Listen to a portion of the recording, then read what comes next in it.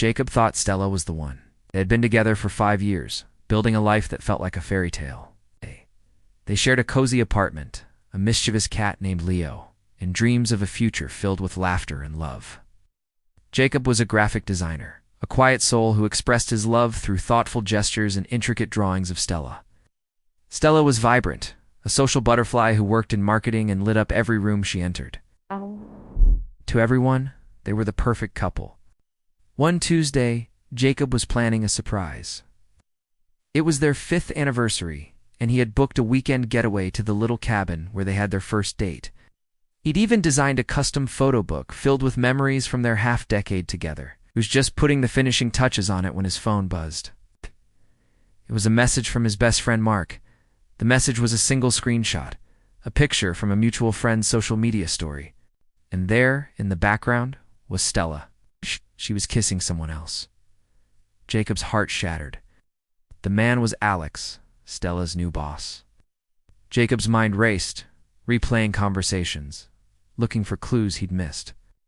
The late nights at the office, the endless praise for Alex's mentorship, it all clicked into place with sickening clarity. He felt a wave of nausea. He sat there, staring at the screen, the photo book lying open on his desk, mocking him with its happy memories. He confronted Stella that evening. At first, she denied it, calling it a misunderstanding. But when Jacob showed her the picture, her facade crumbled. The tears came, along with a torrent of excuses. "It just happened," she said. "Didn't mean anything."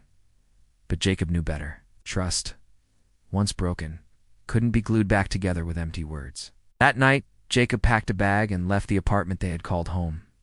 The silence was deafening, broken only by the sound of his own ragged breaths. The next few weeks were a blur of pain. Jacob moved in with Mark, sleeping on his couch and trying to piece his life back together. He felt hollow, like a ghost haunting his own life. The love he had poured into Stella for 5 years had been thrown back in his face. He saw her posts online, flaunting her new relationship with Alex, not even a month after their breakup. It was a knife twisting in an already open wound. The anger started to simmer, a slow burn that replaced the initial shock and grief. He wasn't a vengeful person by nature, but this betrayal was different. It was public, it was shameless, and it demanded a response. Jacob decided he wouldn't sink to their level. Instead, he would rise. He channeled all his pain and anger into his work. His designs became sharper, more innovative.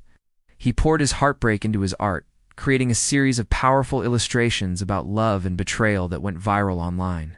He started freelancing for bigger clients, his reputation growing with each project.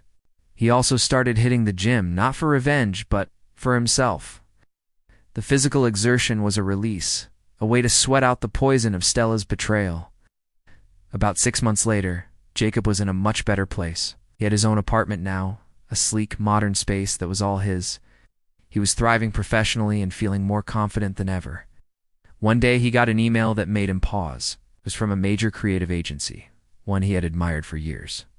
They had seen his viral art series and wanted to offer him a senior designer position. It was a dream job, the kind of opportunity he had only imagined.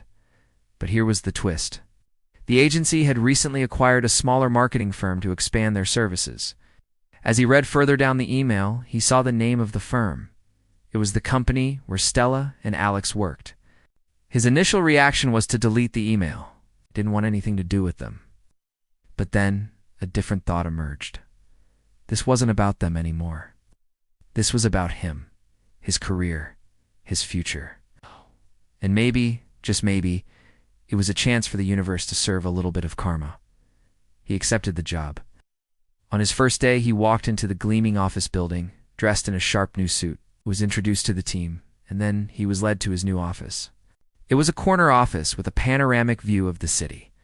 As the HR manager was leaving, she mentioned, "Oh, the marketing team you'll be collaborating with is just down the hall. Their lead is Alex, and one of his top project managers is Stella." The first big meeting was a week later. It was for a massive new campaign, and Jacob was the lead designer. He walked into the conference room and saw them. Stella and Alex were sitting at the table looking smug. When Stella saw Jacob, her jaw practically hit the floor. Her face went pale, a stark contrast to Alex's confused expression. "Jacob," she stammered. Jacob just smiled calmly. Stella, Alex, good to see you. I'm the new senior art director. Looks like we'll be working together. The color drained from Alex's face as the realization dawned on him. Jacob was now, effectively, his superior on this project. The power dynamic had completely flipped. Throughout the project, Jacob remained flawlessly professional. He was polite, efficient, and brilliant. He gave clear, concise feedback on their marketing proposals, dissecting their flaws with surgical precision. He never raised his voice, never made a personal jab. His cool, detached authority was far more devastating than any angry outburst could have been. Stella and Alex were a mess. Their work, which had to go through Jacob for approval, was constantly sent back for revisions. They fumbled through presentations, their confidence shattered under Jacob's calm, discerning gaze. Stella tried to talk to him once after a meeting, her voice trembling. "Jacob, can we talk?"